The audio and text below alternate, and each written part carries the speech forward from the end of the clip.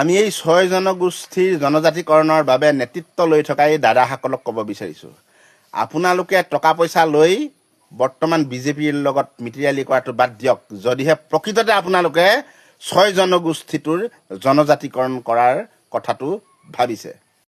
হেৰ' কংগ্ৰেছৰ দালাল, তই যিমানেই ওচৰতে নাথাক কিয়, মামাই 6 জনগোষ্ঠীক দিলেই ST, গম পাইছ নাই? বেছি যে আহি ইয়াত লেকলেকাই নাথাকিবি। টকা পইচা লৈ মানে এতিয়া কি কৰিব লাগে? বিজেপি পাৰ্টিটো মানে দালাল, বিজেপি পাৰ্টি এই কংগ্ৰেছৰ পাৰ্টিলৈ যাব লাগে। কেইখন লুংগি পালি আজিলৈকে কচোন বাৰু, কেইখন পালি তই? টকা পইচা লৈ মানে বিজেপিৰ লগত মিতিৰালি কৰিব নালাগে, হয় নহয়? কংগ্ৰেছৰ লগত কৰিব লাগে, তেতিয়া গোটেই বাংলাদেশী আনি ওচৰ চুবুৰীয়া তহঁতৰ ঘৰৰ ওচৰতে বহাব পাৰিব, নহয় জানো? তইতো 1 নম্বৰ বাংলাদেশী চাগে, তই অসমৰ মানুহ হয়নে নহয় ধৰিবই নোৱাৰি। সেইকাৰণে সেইদিনা মাজত গৈ আহিছিলি নহয়, মামা মানে সোমাই আহিছিলিগৈ নহয়, সেইকাৰণে এইবোৰৰ কাৰণেই তই, গম পাইছ নাই? লাজ চৰম নালাগে হিন্দু মানুহ এজন হৈ পেলাই তেনেকৈ কথা ক'বলৈ? অসম চৰকাৰখনৰ নিচিনা হ'ব পাৰিব? এই চিঞৰি থাকোঁতে যাব তহঁতৰ ST দিলেও, গম পাইছ নাই? 6 জনগোষ্ঠীয়ে পালেও তই ইমান ইয়াত আহি দাদাগি কৰি থাকিব নালাগে, কংগ্ৰেছৰ ওকালতি কৰি থাকিব নালাগে। চালা বা তোক কেইটকা খুৱাইছে কংগ্ৰেছে? তোক কিমান টকা দি দৰমহা দি ৰাখিছে তোক?